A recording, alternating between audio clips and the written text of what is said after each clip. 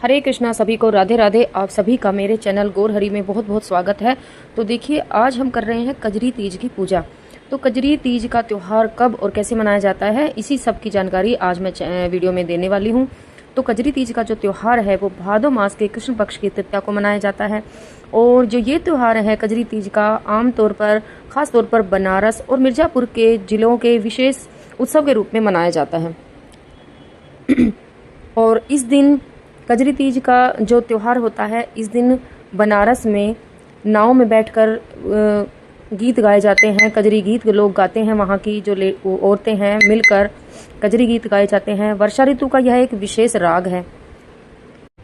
और वैसे ये त्यौहार जो है पूरे भारतवर्ष में मनाया जाता है। और इस दिन झूला भी पड़ता है और घरों में पूड़ी पकवान आदि बनाया जाता है। ग्रामीण भाषा में इसे तीजा भी कहा जाता है। और हिंडोले, झूले, झूले पर मचलती बहुएं और ग्रामीण बालाएं इस विरह गीत कजरी गीत को गा गा कर एक अपूर्व उत्कंठा मन में भर देती हैं। वर्षा ऋतु में यह गीत पपीहा, बादलों और पूर्वा हवाओं की झकझोर में बहुत ही प्रिय लगता है। तो आइए जानते हैं कि जो कजरी तीज का त्यौहार है वो किस तरह से मनाया जाता है। तो देखिए, कजरी तीज का जो त्यौहार है, सबसे पहले हमें एक चौकी ले लेनी होती है। चौकी पर हमें कोई कपड़ा बिछा लेना होता है, लाल कलर का या हरे कलर का आप कपड़ा बिछा ले। और इसके अलावा अगर आप चौकी पर नहीं करना चाहें तो ये जो पूजा है आप ज़मीन पर भी कर सकते हैं। ज़मीन को आप गाय के गोबर से लीप सकते हैं, गेरू से लीप सकते हैं। वहाँ पर भी बैठकर आप आराम से, अगर आपके पास पक्की ज़मीन है तो पक्की ज़मीन पर, और अगर कच्ची है तो कच्ची पर ज़मीन पर भी ये पूजा कर सकते हैं। तो देखिए, सबसे पहले हमें एक नीम की इस तरह से डंडी लेनी होती है। अगर नीम का पेड़ ही आपके वहाँ खड़ा है तो बहुत अच्छी बात है। तो उसके पास आपको एक इस तरह से, अगर मिट्टी में आप कच्ची ज़मीन में पूजा कर रहे हैं तो आप एक गड्ढा खोद लें और गड्ढे में थोड़ा सा दूध और थोड़ा सा जल भर दें अच्छे से।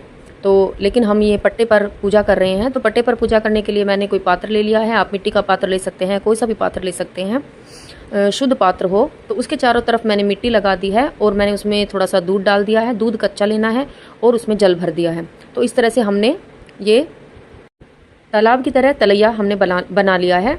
और उसके बाद हमने यहाँ पर गौरा माता बनाई है, क्योंकि इस व्रत में गौरा माता की पूजा की जाती है और मिट्टी की गौरा मैया बनाई जाती है। और इसके अलावा आप शिव पार्वती की कोई फोटो है तो वो भी यहाँ पर रख सकते हैं। और इन सब का हमें पूजन करना है। एक हमें दिया लगाना है, तो दिया हमें तालाब के बिल्कुल किनारे लगाना है। और दिए में हमें बैठी बाती नहीं, खड़ी बाती ही लगानी है। और बाती इस तरह से लगानी है, इस तरह से हमें दिया जलाना है कि हमें उसमें बिल्कुल परछाई, हम जो भी देखें हमें उसमें परछाई हमेशा दिखनी चाहिए। इसके बाद मैंने एक ऐसे वाइट कलर की शीट दीवार पर लगाई है और उस पर साथिया बनाया है, क्योंकि हम साथिया बहुत शुभ चिन्ह भी होता है। और वहीं पर हम गणेश जी का पूजन साथिया के रूप में हम कर लेंगे।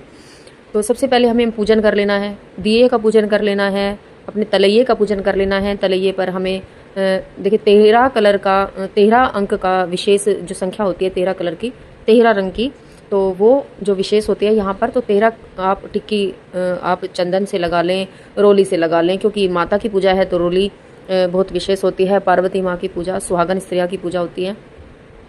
तो हमें इस तरह से पूजा करनी है, तलैये की, दिए की पूजा करनी है। तो इस दिन गौ माता का भी पूजन किया जाता है। तो गौ माता, अगर आपके पास इस तरह के कोई विग्रह हैं गौ माता के, तो उन्हें भी यहाँ पर विराजमान कर लें।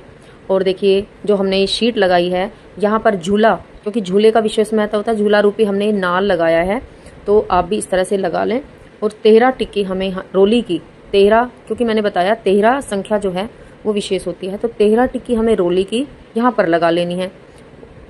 और हमें गौ माता का पूजन कर लेना है, सभी पर चावल अर्पित करने हैं। और जो हमारी तलैया है उसका भी हमें पूजन कर लेना है। नीमड़ी माता है, नीमड़ी माता का भी हम पूजन कर लेना है। जो नीम की जो हमने डाली है वो नीमड़ी माता के रूप में हम उनका पूजन करेंगे। और जो हमारी माता पार्वती है उनका हमें पूजन कर लेना है। और इस जो कजरी तीज है इसको बड़ी तीज, सातुड़ी तीज, अलग अलग नामों से जाना जाता है। तो पुष्प आप यहाँ अर्पित ज़रूर करें, क्योंकि जब कोई भी हम पूजा करते हैं तो उसमें पुष्पों का बहुत महत्व होता है। और कुछ हमें गेहूं के 1 मुट्ठी 2 मुट्ठी गेहूं हमें ज़रूर लेना है। गेहूं का पूजन यहाँ पर पूजा में हमें अवश्य रखना है। और देखिए, पार्वती माता की पूजा है, तो पार्वती माता की पूजा में आप जो भी पुष्प अर्पित किए जाते हैं, बेलपत्र हैं और शंख पुष्पी हैं, तो जो भी पुष्प हैं आपके पास तो अवेलेबल, तो आप वो चढ़ा सकते हैं माता को। और माता को आप चुनरी उड़ाएं, अगर आपने विग्रह बनाए हैं तो चुनरी उड़ाएं। और देखिए, इसमें सत्तू का विशेष पूजन किया, मतलब भोग बनाया जाता है। सत्तू का जो भोग है जौ से, आटे से, और चने से, मतलब किसी अपनी अपनी रिवाजें होती हैं, अपने अपने तरह अलग अलग तरह से बनाया जाता है। तो आप ये भोग अवश्य बनाएं। और उसके बाद कुछ फल आपको अवश्य लेने हैं। फल में नींबू और ककड़ी, खीरा जैसे, तो ये बहुत ज़्यादा ज़रूरी होते हैं, तो आप हो सके तो ये लें। और उसके बाद आपको माता का कुछ श्रृंगार का सामान अवश्य लेना है। और जब भी आप पूजा करते हैं तो आप खुद भी 16 श्रृंगार करके ही पूजा करें। पूरा 16 श्रृंगार करके ही आपको पूजा करनी है। आपने जो तलैया बनाया है उसमें भी आपको पुष्प ज़रूर अर्पित करने हैं। और देखिए, आपको जो प्रसाद आप ले रहे हैं सेतु का, वो 2 जगह लेना है। और एक में आपको रुपए लगा लेना है, चांदी का रुपए लगा लें या जो नॉर्मल सिक्का होता है वो लगा लें। उसके बाद आपको मेहंदी लेनी होती है। मेहंदी की भी यहाँ पर आपको 13-13 टिक्की लगानी है। जहाँ पर आपने रोले की टिक्की लगाई है वहाँ पर 13-13 टिक्की आपको मेहंदी की भी लगा लेनी है। उसके बाद आपको मेहंदी माता को अर्पित करनी है, नीमड़ी माता को अर्पित करनी है, अपनी गोरा मैया को भी लगानी है, क्योंकि ये जो है पूजा ये सुहागिन स्त्री के लिए होती है। और मेहंदी सुहागिन स्त्रियों के श्रृंगार को और भी चार चांद लगा देती हैं। तो मेहंदी का विशेष रूप से महत्व होता है। तो अब हमें देखिए, अपने तलैया को, अपने हम नीमड़ी माता को, सबको हम मेहंदी अर्पित कर देंगे।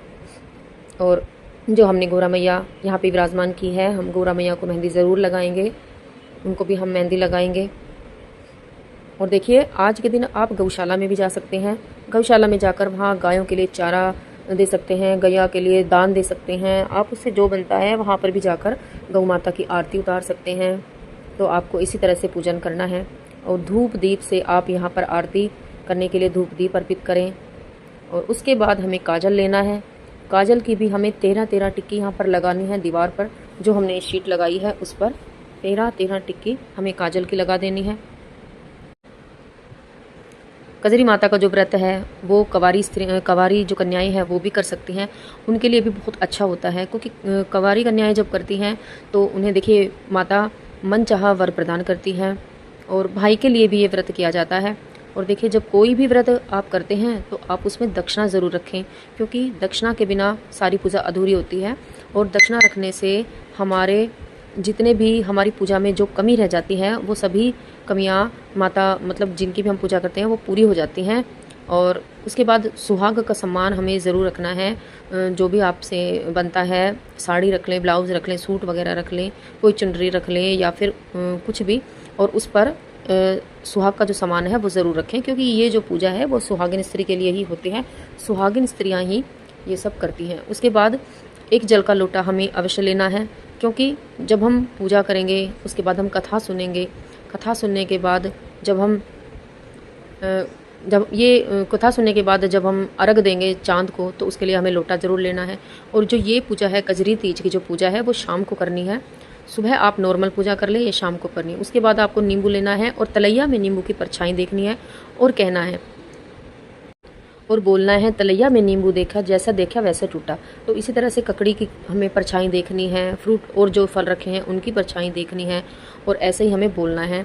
और उसके बाद हमें अपने सुहाग का जो सामान होता है, आपके मंगलसूत्र है, आपके बिछुए हैं, या आपके जो भी आपका सुहाग का सामान होता है, तगड़ी है, आप उन सब की भी परछाई इसमें देख सकते हैं। और ऐसे ही बोलें कि जब तक तलैया में मंगलसूत्र की परछाई देखे और जब तक जिए, मतलब ये दिखती रहे। इसका मतलब यही होता है कि जब तक जिए हम, ये परछाई हमें दिखती रहे और हमारे तो मतलब हमारा जो सुहाग है वो बना रहे।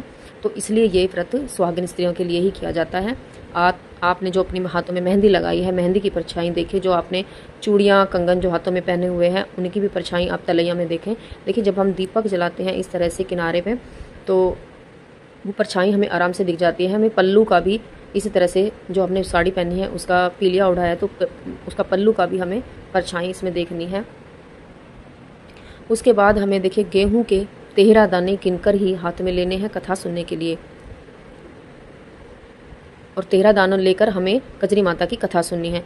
और देखिए, जो 2 कटोरियों में हमने प्रसाद रखा है सेतु का, वो एक जो कटोरी है वो आप बायने में दे देंगे, और जो जिसमें सिक्का रखा है वो कटोरी आप उठाकर भाई से, या देखिए जो सुहागिन स्त्रियां हैं वो अपने पुत्र से या अपने पति से इसको बंधवा सकते हैं। बंधवाने का मतलब सिक्का जो है, सिक्के से ही इसको कटवाना है, मतलब उसको कटवाया नहीं बोलते, बंधाया बोलते हैं, तो बंधवाया जाता है। और जो कंवारी लड़कियां हैं वो अपने भाई से इसको बंधवा सकते हैं। और कजरी तीज की जो चौकी है वो कब उठानी है और इन सब का क्या करना है, सामग्री का, ये सब बातें मैं अगली वीडियो में बताऊंगी। और कथा सुनने के बाद हमें जो हाथ में हमने अनाज के दाने लिए हैं वो अपने लोटे में डाल लें, और चांद जब निकलता है तो चांद को हमें ये लोटा अर्घ देना है, और उसके बाद हमें ये सेतु के खाकर ही अपना व्रत खोलना है। और इसी के साथ ही वीडियो को समाप्त करती हूँ। और हरे कृष्णा, सभी को राधे राधे। और अगर मेरी वीडियो पसंद आई हो तो मेरी वीडियो को लाइक करें, चैनल को सब्सक्राइब जरूर करें, और वीडियो को ज़्यादा से ज़्यादा शेयर करें ताकि सभी को ये जानकारी मिल सके।